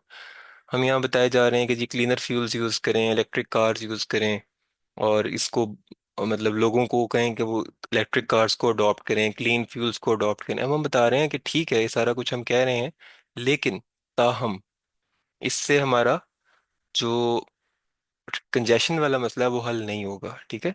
तो जहाँ पे टोन शिफ्ट करनी है वहाँ हाउ एवर आता है। फॉर एग्जाम्पल, मैं आपसे बात कर रहा हूँ, ठीक है, मैं कह रहा हूँ कि you are a very good person, you are a very honest and hard working person. अब ना मैं आपकी पॉजिटिव बातें तो किए जा रहा हूँ, मैं एक नेगेटिव बात करने लगा, और मैंने पहले आपको मेंटली प्रिपेयर करना है, मैं हाउ एवर कह दूंगा। हाउ एवर सुनते ही आप अलर्ट हो जाएंगे कि अब टोन चेंज होने लगी है। पहले पॉजिटिव बातें थी तो अब नेगेटिव बात होने लगी है, तो अब मैं कह दूंगा कि however you need to be more punctual, कि आपको टाइम की पाबंदी करनी चाहिए। तो हाउ एवर यूज होता है जहाँ पे टोन का चेंज आपने सिग्नल करके बताना हो कि अब टोन चेंज होने लगी है। तो हम टोन चेंज कर रहे हैं कि पिछले सारे सॉल्यूशंस तो हमारे थे जो एयर पोल्यूशन को डील करने के लिए या नॉइस पोल्यूशन को डील करने के लिए जो ट्रैफिक की वजह से होती है। अब हम बता रहे हैं कि वो तो ठीक है, लेकिन इन सारी चीज़ों से हमारे कुछ मसाइल हल नहीं होते जो कि ट्रैफिक कंजेशन से रिलेटेड है, ठीक है। इसलिए हमने हाउ एवर लगा दिया कि हम सिग्नल करने लगे हैं अब, ठीक है। How ever traffic congestion will not be solved. अच्छा, अब दो तरह की राइटिंग टेक्निक्स यूज होती हैं। कैन नॉट बी सॉल्व भी यहाँ लग सकता है, लेकिन कैन जो है ना वो थोड़ा टेंटेटिव है, थोड़ा सा ना मिक्स्ड, के ट्रैफिक कंजेशन हल नहीं हो सकती, वो होगा can not be solve. Traffic congestion will not be solve, इसका मतलब होता है ट्रैफिक कंजेशन सॉल्व नहीं होगी, ठीक है, हम डेफिनेटिवली बता रहे हैं कि नहीं होगी ऐसे, ठीक है। कैन नॉट बी सॉल्व अगर होता उसका मतलब होता कि हो सकता है कि ऐसे सॉल्व ना हो। विल हम यूज करते हैं जहां पे हमने सर्टेनिटी के साथ बताना हो कि ऐसे नहीं होगा ये मसला हल, ठीक है। तो traffic congestion will not be solved by changing the type of private vehicle, private vehicle people can use, ठीक है। यहाँ ये बता रहे हैं कि जो ट्रैफिक कंजेशन का मसला है ना वो ऐसे हल नहीं होगा कि आप जो प्राइवेट गाड़ी यूज़ कर रहे हैं उसमें आप फ्यूल चेंज कर लें, क्लीन फ्यूल डाल लें, या इलेक्ट्रिक गाड़ी ले आएं, उससे शोर कम हो जाएगा और वो पोल्यूट कम करेगी इन्वायरमेंट को, वो तो ठीक है। लेकिन कंजेशन तो वैसे कि वैसे है ना। ट्रैफिक कंजेशन मीन्स जो रोड पे रश है वो तो उतने का उतना होगा। लेट्स से मेरे घर में 4 लोग हैं, वो अपनी गाड़ियों पे जाते थे सारे, अपनी अपनी गाड़ियों पे, अब उन्होंने इलेक्ट्रिक गाड़ियां ले ली। ठीक है, वो पोल्यूशन नहीं करेंगी इन्वायरमेंट में क्योंकि वो पेट्रोल बर्न नहीं कर रही, लेकिन फिर भी एक मसला तो अपनी जगह पे है। गाड़ियां तो अभी भी रोड पे 4 ही जा रही हैं, वो रश तो होगा, उन्होंने आगे जाके यू टर्न पे ब्लॉक तो करना है रोड को पे भी। तो इसका मतलब कि प्राइवेट गाड़ियां अगर हम चेंज किए जा रहे हैं ना कि इलेक्ट्रिक पे ले आए हैं उनसे, तो फिर भी रोड्स पे रश कम नहीं होगा। हम इस बात को एडमिट कर रहे हैं कि हमने अभी तक जो हल दिए हैं उससे रश कम नहीं होगा, ठीक है। तो उसको डील करने के लिए अब हम आगे बात करेंगे। टू डू दिस, यानी कि रश कम करने के लिए, कंजेशन कम करने के लिए, we need to improve the choice of public transport services available to travelers।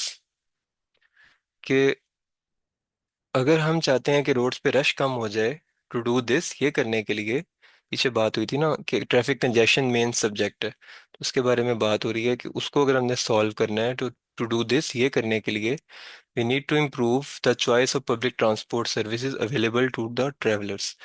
हमें इम्प्रूव करना पड़ेगा जो पब्लिक ट्रांसपोर्ट की सर्विसेज अवेलेबल हैं लोगों के पास, जो चॉइस लोगों के पास अवेलेबल है पब्लिक ट्रांसपोर्ट को यूज़ करने के लिए, उसको इम्प्रूव करना पड़ेगा। यानी कि लोगों को अच्छी चॉइसेस देनी पड़ेंगी। फॉर एग्जांपल, लेट्स से अभी मैं रावलपिंडी में हूँ, मैं रावलपिंडी रेलवे स्टेशन के पास हूँ, ठीक है। और मैंने जाना है इस्लामाबाद में कहीं जाना है, ठीक है।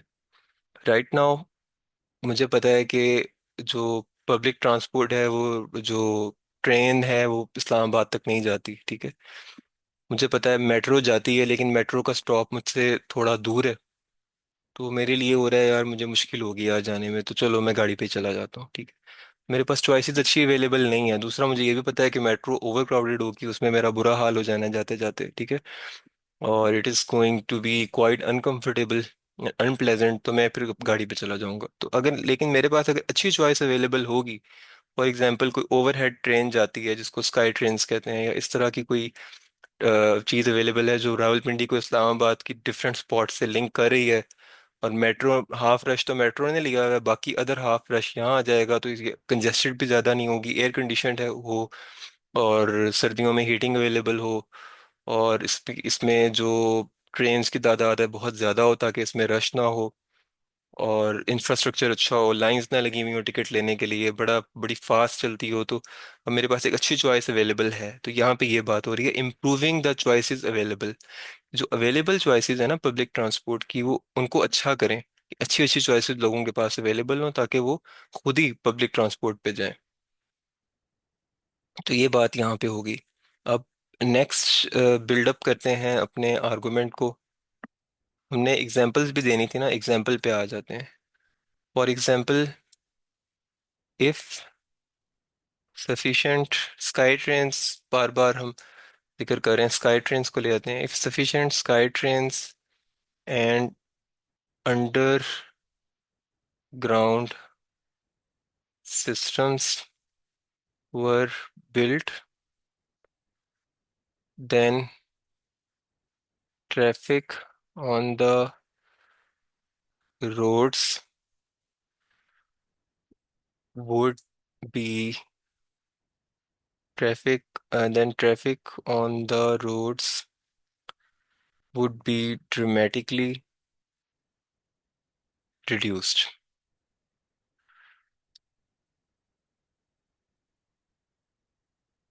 अब यहाँ बात हो रही है मिसाल के तौर पे, अगर स्काई ट्रेन्स यानी कि जो ओवरहेड ट्रेन्स होती हैं, ठीक है, वो ओवरहेड मीन्स के जो थोड़ा सा रोड से हाइट पे जा रही होती हैं और ट्रैफिक को डिस्टर्ब नहीं कर रही होती, इस तरह की ट्रेन्स अगर बनाई जाएं या अंडरग्राउंड ट्रेन्स बनाई जाएं या दोनों ही बना ली जाएं, एंड लग रहा है ना, मतलब दोनों अगर बना दी जाएं, if sufficient sky train and underground systems were built, अगर बना दी जाएं, then traffic on the roads would be dramatically reduced. तो रोड्स पे जो ट्रैफिक है वो बहुत ज़्यादा कम हो जाएगी।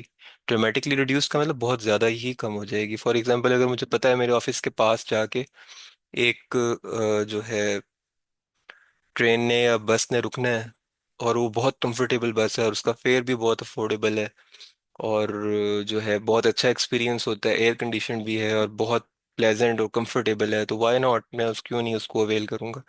ठीक है, तो अगर मेरे पास अच्छी चॉइसेस अवेलेबल होंगी तो मैं उसको अवेल करूंगा, पब्लिक ट्रांसपोर्ट को, पब्लिक ट्रांसपोर्ट की सर्विसेज को। तो बात यही है कि हमने अच्छी चॉइसेस देनी है ट्रैवलर्स को, ताकि वो चूज करें उन ऑप्शंस को खुद ही वॉलंटरीली, यानी खुद ही चूज कर लें। ठीक है, तो ये यहाँ बात हो रही है कि अगर स्काई ट्रेन्स और अंडरग्राउंड सिस्टम्स बहुत अच्छे हों और चल रहे हों, फंक्शनल हो, तो लोग खुद ही रोड्स पे गाड़ियां कम लेके आएंगे और वो पब्लिक ट्रांसपोर्ट को ही यूज़ करेंगे, तो रोड्स पे गाड़ियां बहुत कम हो जाएंगी। तो ये यहाँ पे बात हो रही है। अब ये सारी सॉल्यूशन जो हम दे रहे हैं, इसमें पेट्रोल की प्राइस बढ़ाने की ज़रूरत नहीं है। और वही हमने शुरू में बात की थी कि पेट्रोल की प्राइस बढ़ाना कोई सोल्यूशन नहीं है, उसके नुकसान है। वो नुकसान बताने के बाद हमने कहा कि हाँ, दूसरी कई चीज़ें हैं जो आप कर सकते हैं जिससे रोड्स पे रश कम हो सकता है। अब हम उन चीज़ों के बारे में बात कर रहे हैं। तो इसी को हम प्रोग्रेस करते हैं, आर्गुमेंट को। लॉन्ग डिस्टेंस, आई थिंक यहाँ हाइफन होना चाहिए। Long distance train and coach services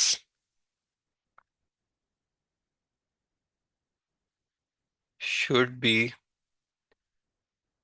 made attractive and affordable alternatives to driving your own car for long journeys। Okay, यहाँ हम बात कर रहे हैं कि पहले तो बात थी सिटीज के अंदर अगर हम ट्रेन्स बना दें जाए, अंडरग्राउंड सिस्टम सिटीज के अंदर होते हैं वो बना दें, तो सिटीज के अंदर ट्रैफिक कम हो जाएगी। ये हमने इस सेंटेंस में बात की थी, ठीक है।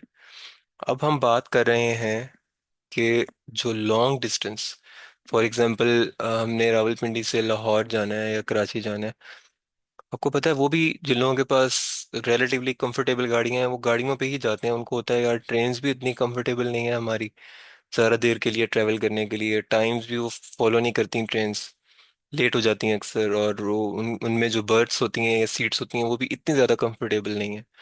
और दूसरा, और भी वहाँ पे प्रॉब्लम्स होते हैं। फॉर एग्जांपल जो है ओवर बुकड होती हैं, रश बहुत ज़्यादा होता है ट्रेन्स पे, तो इस तरह के प्रॉब्लम्स होते हैं। बसेस भी इतनी कंफर्टेबल नहीं होती हैं और हैं भी कम अवेलेबल। ट्रेन्स में भी यही मसला होता है, मोस्टली आपको सीट्स ही नहीं मिलती हैं अगर आपने जाना भी हो। तो मतलब ये है कि अगर ये मसाइल हल कर दिए जाएं और दूसरा बहुत अच्छी सर्विसेज दी जाएं, अट्रैक्टिव हो, अट्रैक्टिव का मतलब जिसमें बहुत कंफर्टेबल हो और लोगों को लगे यार ये गाड़ी से ज़्यादा कंफर्टेबल तो ये है, जिस तरह जापान में ट्रेन्स हैं, वो पब्लिक जो ट्रेन्स हैं उनकी वो प्राइवेट कार से ज़्यादा कंफर्टेबल हैं। एयर कंडीशनिंग का लेवल देख लें, सीट्स का लेवल देख लें, वहाँ डाइनिंग का मतलब खाने पीने का लेवल जो अवेलेबल है वो देख लें, और वो उसकी स्पीड देख लें। गाड़ी तो स्पीड पे ट्रैवल नहीं कर सकती जिस स्पीड पे उनकी ट्रेन्स ट्रैवल करती हैं, इनको बुलेट ट्रेन्स कहते हैं।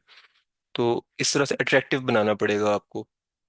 मतलब गाड़ी पे अगर जापान में फर्ज करें 6 घंटे लग रहे हैं एक सिटी से दूसरे सिटी तक जाने में, तो ट्रेन 2 घंटे में पहुंचा देगी आपको, क्योंकि ये travels around 400 to 500 kilometres per hour. Motorway पे तो हम 120 किलोमीटर्स पर आवर से ऊपर नहीं जा सकते। तो मतलब इट्स 3 to 4 टाइम्स फास्टर जो वहाँ पे ट्रेन है। तो मतलब टाइम भी आपका सेव करिए, वो कंफर्टेबल भी गाड़ी से ज़्यादा होती है, उसकी जो सीट्स वगैरह होती हैं, डाइनिंग भी आपको वहाँ बड़ी अच्छी मिलती है। तो इस तरीके से आपको पब्लिक ट्रांसपोर्ट को लोगों के लिए अट्रैक्टिव बनाना पड़ेगा और अफोर्डेबल भी बनाना पड़ेगा। मतलब फॉर एग्जांपल जितना आपका फ्यूल लग रहा है जाने का, उससे कम आपके चार्जेस आ रहे होंगे पब्लिक ट्रांसपोर्ट पे, और हो भी वो एक्सपीरियंस भी आपकी गाड़ी से ज़्यादा अच्छा एक्सपीरियंस पब्लिक ट्रांसपोर्ट का हो, तो फिर लोग प्रेफर करेंगे पब्लिक ट्रांसपोर्ट को। ठीक है। तो we need to give people what attractive and affordable alternatives to driving your own car.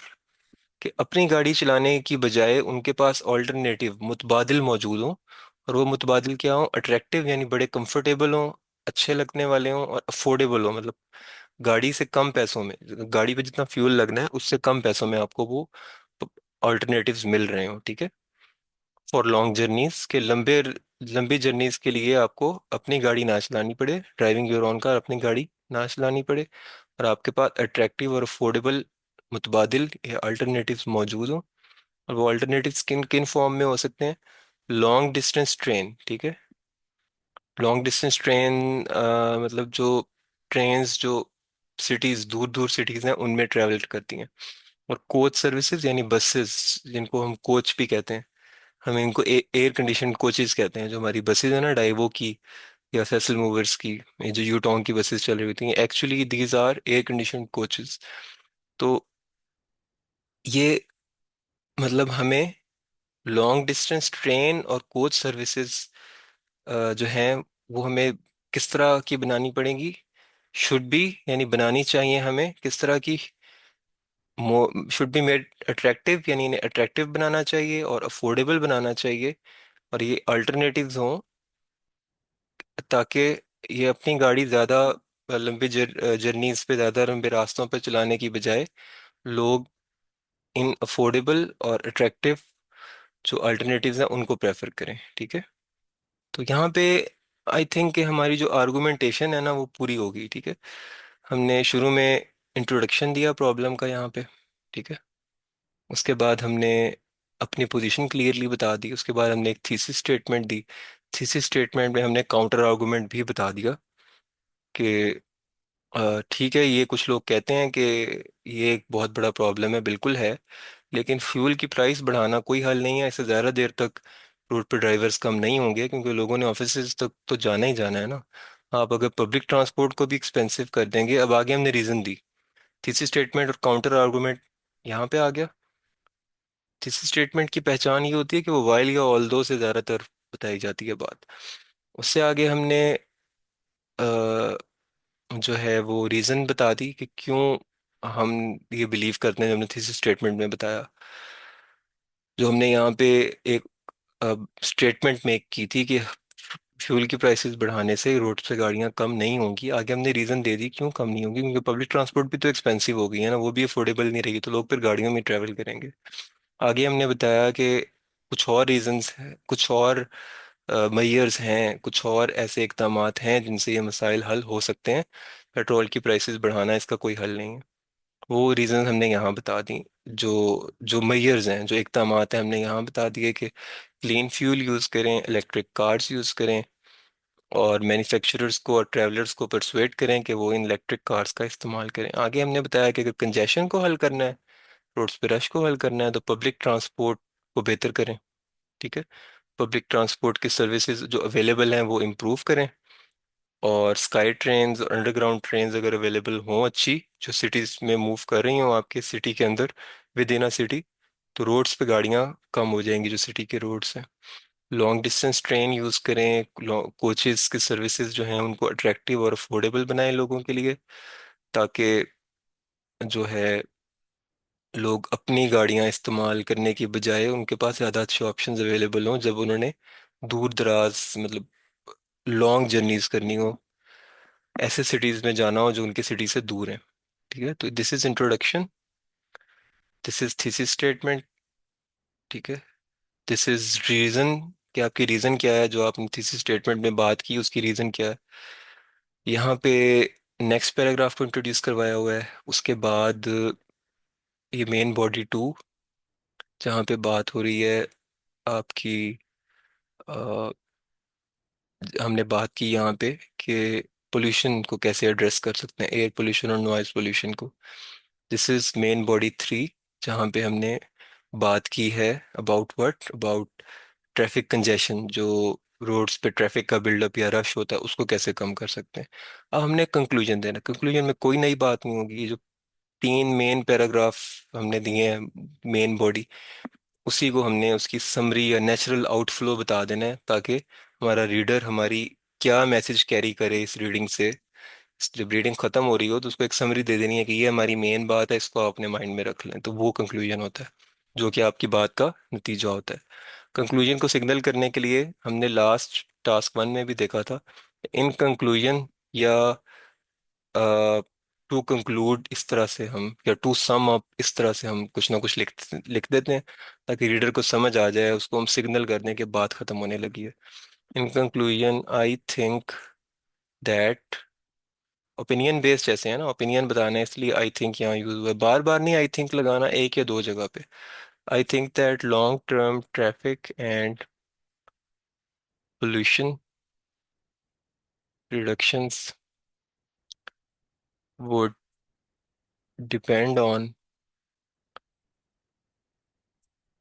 sorry, depend on educating the public to use public transport more, and on governments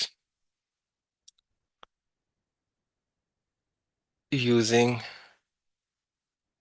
public money to construct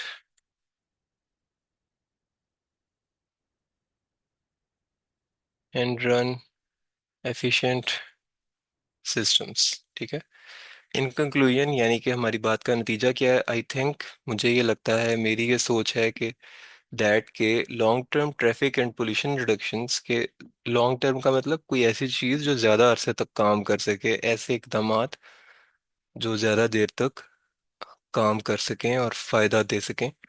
long term traffic and pollution reductions यानी ऐसे इकदामात जो ज़्यादा देर तक traffic को और pollution को कम कर सकें, ट्रैफिक कंजेशन को और पोल्यूशन को कम कर सकें। वो क्या है कि आपको, वो डिपेंड ऑन, कि ऐसे इकदाम डिपेंड करेंगे किस चीज़ पे, educating the public to use public transport more, कि पब्लिक को आपने एजुकेट करना है कि वो पब्लिक ट्रांसपोर्ट का ज़्यादा इस्तेमाल करे।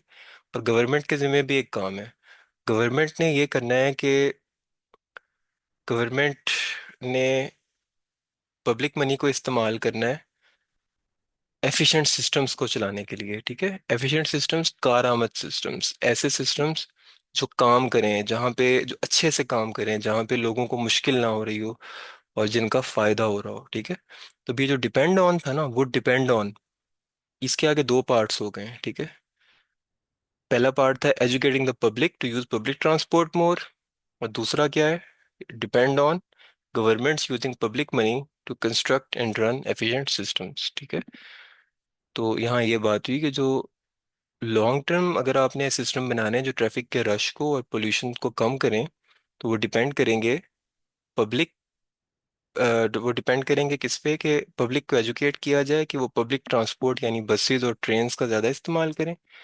और गवर्नमेंट पे भी डिपेंड करते हैं ऐसे सॉल्यूशंस कि वो गवर्नमेंट ये करे कि वो लोगों की पैसों का इस्तेमाल ऐसे प्रोजेक्ट्स पे करे जो एफिशिएंटली काम करें और लोगों को उनसे फायदा हो।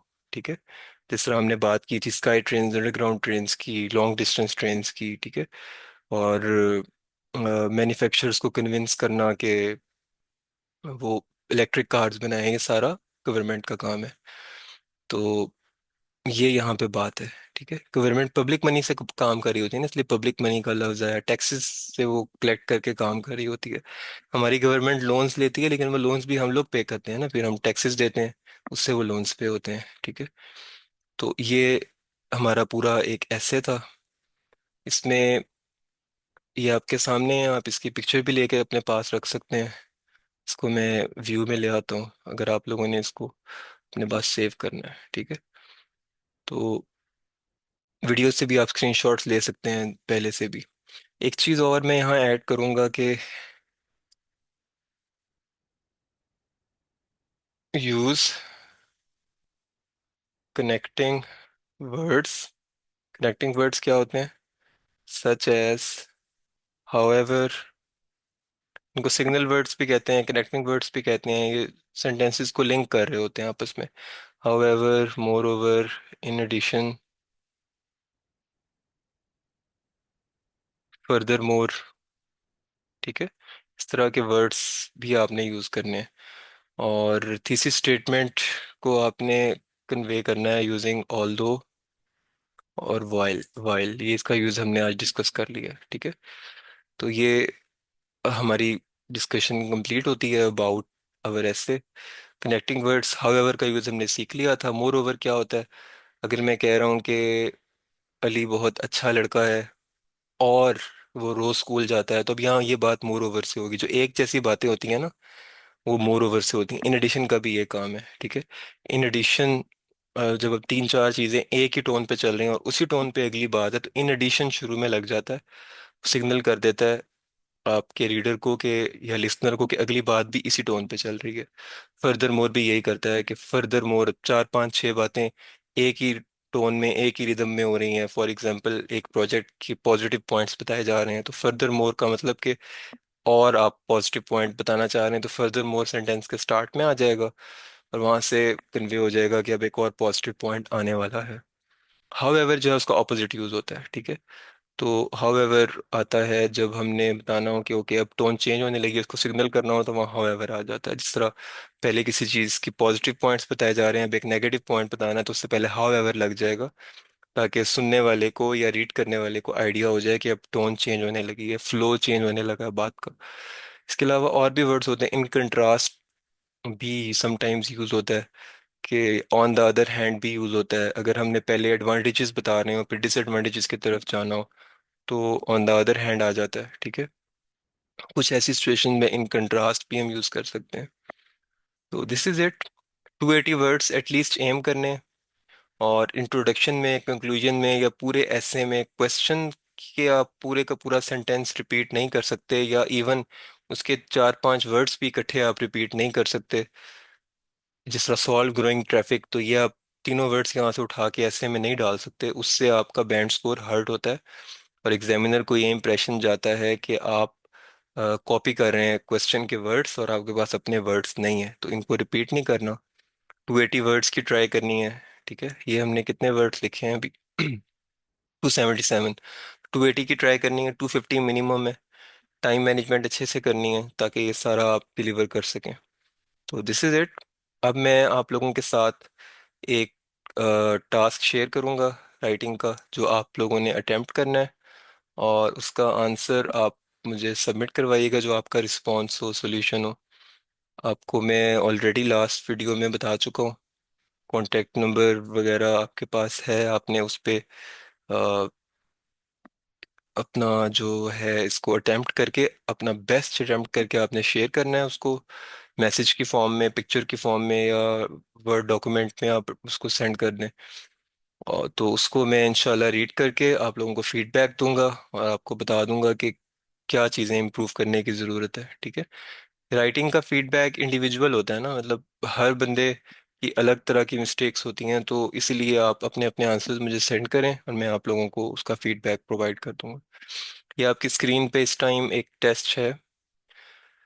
इसको आपने पढ़ना है, अंडरस्टैंड करना है, सॉल्व करना है और इसका आंसर मुझे भेजना है। क्वेश्चन को अंडरस्टैंड करने में कोई गलती हुई, आंसर में कोई गलती हुई, तो वो मैं आपको फीडबैक में फिर इंफॉर्मेशन प्रोवाइड कर दूंगा। इसकी पिक्चर आप अपने पास रख लें, या वीडियो को पॉज करके रीड कर लें, जिस तरह भी आप करना चाहें। Okay, this is it from my side. आज के लिए राइटिंग की हमारी डिस्कशन यहाँ कंप्लीट होती है। राइटिंग टास्क 1 हमने लास्ट क्लास में सॉल्व कर लिया था। राइटिंग टास्क 2 अभी आज हमने सॉल्व किया, अल्हम्दुलिल्लाह काफ़ी अच्छा सेशन हुआ। आई होप आप लोगों ने इससे सीखा होगा। अच्छे से इस टास्क को सॉल्व करें और मुझे आप इसका सोल्यूशन सेंड करें। अगर आपको मज़ीद प्रैक्टिस मटेरियल भी चाहिए हो तो reach out to us, Instagram, Facebook page या व्हाट्सएप का नंबर जो मैंने लेक्चर के स्टार्ट में शेयर किया था, वहाँ से आप रीच आउट करें। और मुझसे मज़ीद मटेरियल्स भी आप रिक्वेस्ट करके ले लें, वो मैं आपको प्रोवाइड कर दूंगा। ज़्यादा से ज़्यादा प्रैक्टिस करें और अच्छी प्रैक्टिस करें। हर टास्क अटेम्प्ट करें अपना 100% देते हुए, ताकि आप अपने गोल के करीब जा सकें। हैप हैजर्डली, मतलब ये नहीं है कि बस आप पूरी तवज्जो से करें ही ना। ऐसे नहीं करना, पूरा बेस्ट देना है अपना। जिस तरह आप एग्जाम में टास्क को सॉल्व कर रहे हो वैसे ही सॉल्व करना है, ताकि जो आपको फीडबैक मिले तो वो आपकी बेस्ट एबिलिटीज के मुताबिक अ, आपको ग्रेड करके फीडबैक दिया जाए। ठीक है, this is it from my side. Next lecture में हम कवर करेंगे, हमने रीडिंग कवर कर ली, राइटिंग कवर कर ली, नेक्स्ट लेक्चर में हम लिसनिंग को कवर करेंगे इंशाल्लाह। और उसके बाद स्पीकिंग से रिलेटेड सेशन होगा। And then that would be it, हमारी प्रिपरेशन कंप्लीट हो जाएगी इंशाल्लाह। Okay, take care everybody. अल्लाह हाफिज, see you in next lecture.